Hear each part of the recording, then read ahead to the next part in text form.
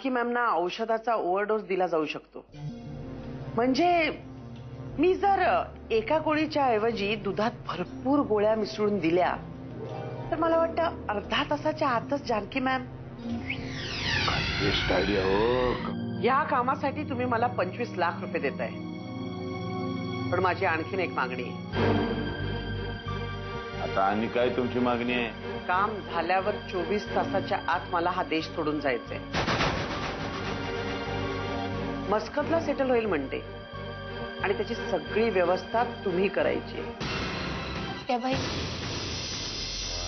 आज खूप उदास वाटतंय. कोणीतरी ना अंधाराच्या खाईमध्ये ढकलून दिलं असं वाटतंय. मी नुसती चालतीये, समोर चिटपाखरू सुद्धा दिसत नाहीये, मदतीला कोणी येत नाही. म्हणजे सतत मला असं वाटत राहतं की कोणीतरी माझ्या खोलीमध्ये येऊन मला त्रास देतोय. मी मागच्या वेळेला त्याला तांब्या सुद्धा फेकून मारला होता, पण काय उपयोग झाला? काहीच नाही. जरा कुठे स्वतःबद्दल विश्वास वाटत होता तेवढ्यात हे सगळं असं होऊन बसलं. काय डोकं फिरलंय का तिचं? काय तर म्हणे मस्कतला जायचं, डोंबिवलीला जायची लायकी नाही तिची, आणि ते पण कशाने तर विमानाने. शांत ठेवा, कशाला तापून घेताय?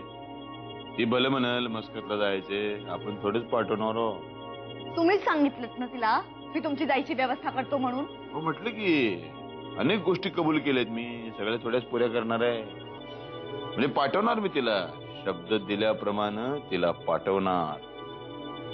ते कुठं पाठवणार हे फक्त मलाच माहिती आहे.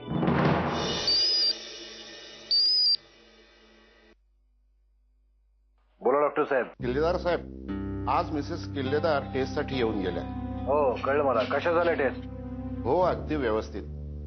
मिसेस किल्लेदार खूप कॉपरेटिव्ह आहेत. आयत्या वेळी बोलवल्यावर थोडीशी धावपळ होते, शिवाय मी तिच्या बरोबर येऊ शकत नाही. खरं तर आज तुम्हाला वेळ आहे का तेच विचारायला मी फोन केला होता. म्हणजे निवांत सविस्तर बोलताय. नक्कीच, पण आता मी थोडा बिझी आहे. संध्याकाळनंतर तुम्ही किती वाजेपर्यंत असता हॉस्पिटलमध्ये? पेशंट साधारण 7:30 पर्यंत असतात, त्यानंतर निघेन मी. मग मी तुम्हाला एक रिक्वेस्ट करू का? तुम्ही घरीच याल का? जरा निवांतपणे बोलता येईल आपल्याला. ठीक आहे. नमस्कार.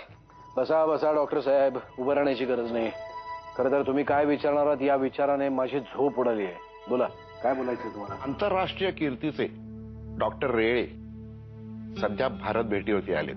पूर्वी ते आमच्याच हॉस्पिटलमध्ये एक एचओडी म्हणून काम करत होते. आता ते लंडनला स्थायिक असतात. एका महत्वाच्या कॉन्फरन्ससाठी ते भारतामध्ये आलेत. या भारत भेटीमध्ये ते काही महत्वाची डोळ्याची ऑपरेशन्स करणार आहेत. काही करा, पण माझ्या जानकीला बरं करा. अहो सगळी धडपड तर त्यासाठीच चालली. पण मी एक मात्र निश्चित सांगतो की ऑपरेशन यशस्वी होईल आणि मिसेस किल्लेदारांना पुन्हा दृष्टी येईल.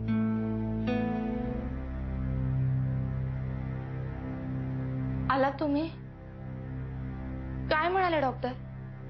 जे काही असेल ना ते खरं खरं सांगा, कारण मी काही ऐकण्याची मनाची तयारी केली आहे. परदेशातून एक मोठे आय स्पेशलिस्ट आलेत, डॉक्टर रेळे, आणि त्यांना खात्री आहे की तुझ्या केसमध्ये ते सक्सेसफुल होतील. पण तुझ्या काही टेस्ट्स करायच्या आहेत, ज्यामुळे कळेल की तुझी बॉडी त्यांच्या ऑपरेशनला कशी साथ देईल. माझी खात्री आहे. माझा पांडुरंगच त्या डॉक्टरांच्या रूपाने आलाय मला मदत करायला. मला कशाला बोलवलं तुम्ही?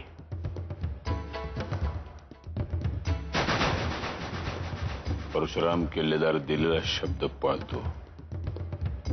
आज सकाळी 10 वाजता 10 लाख रुपये देणार शब्द दिला होता. 10 लाख रुपये घ्यायचे आणि काम करून टाकायचं. एवढे पैसे तुम्ही कुठून आणलेत? हे तुमचं काम नाही. कुठनं आणले, कसे आणले, पैसे घ्यायचे, काम करायचे. फ्लाईटचे तिकीट हातात पडल्यानंतर मी पुढचं काम करेन. काही तुमच्या अटी वाढतच चालले आहेत. म्हणजे अख्ख्या आयुष्यामध्ये तुमच्यावर विश्वास ठेवला की नाही, एवढा विश्वास मी कोणावरच ठेवला नव्हता. तुमच्यावरही विश्वास ठेवावा अशी तुमची ख्याती नाही. उद्या कदाचित तुमचं काम झाल्यावर तुम्ही माझ्याच बाबतीत काहीतरी दगाफटका करू शकता. त्यामुळे इकडे विमानाची तिकीट, तिकडे तुमचं काम.